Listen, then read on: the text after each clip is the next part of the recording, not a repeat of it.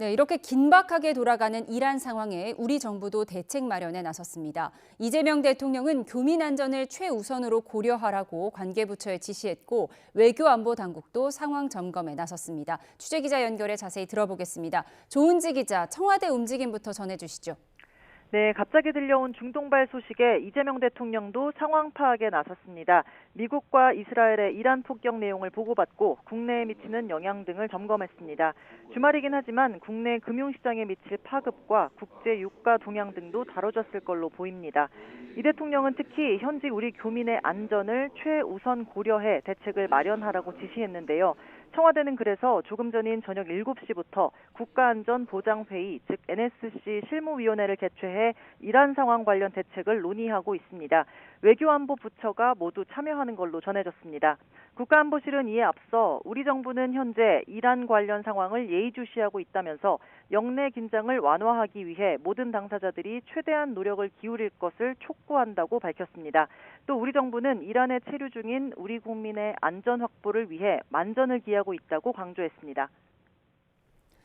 네, 우리 외교 당국도 분주하게 움직이고 있죠.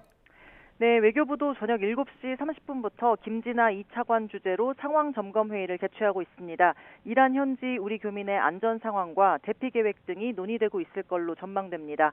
외교부는 대변인 명의의 논평을 통해서도 이란 관련 상황을 예의주시하고 있다. 영내 긴장을 완화하기 위해 모든 당사자가 최대한 노력을 기울여달라고 촉구했습니다.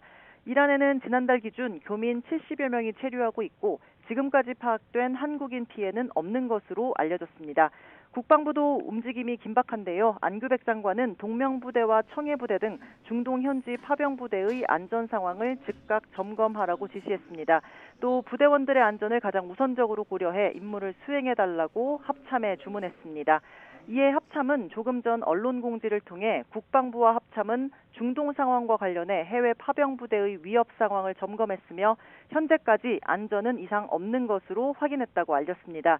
진영승 합참의장이 파병 부대장들과 직접 화상회의를 통해 상황을 보고받았다는데요.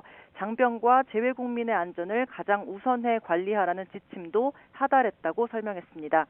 정치권에서도 반응이 나왔습니다. 여당인 더불어민주당은 박수현 수석대변인 명의의 서면 브리핑에서 우리 교민의 안전을 위해 최선을 다하겠다고 밝혔습니다. 지금 무엇보다 시급한 건 추가적인 유혈 사태를 막고 평화를 되찾는 일이라며 중동의 하늘에 전장의 연기가 아닌 평화의 빛이 깃들길 희망한다고 강조했습니다. 지금까지 정치부에서 YTN 조은지입니다.